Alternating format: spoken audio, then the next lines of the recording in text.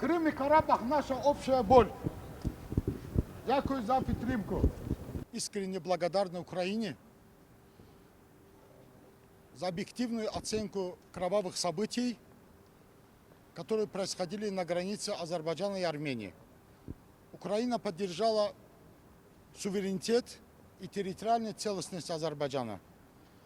В самые трудные минуты для Азербайджана его поддержала как и братская Турция, так и поддержала братская Украина и другие.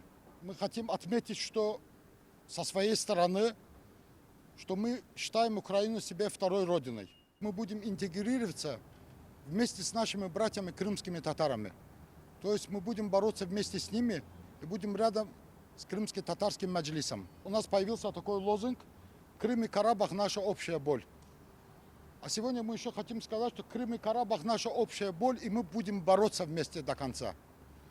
До освобождения Карабаха і до освобождення Крима. Азербайджанці, що проживають в Україні, високо оцінили цей сучасний та конструктивний крок українського уряду. Ми вдячні за підтримку в цей тяжкий для Азербайджану час.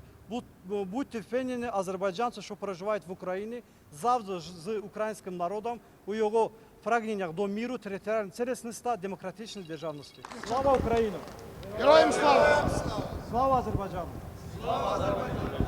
Крым и Карабах – наша общая боль! Крым и Карабах – наша общая боль!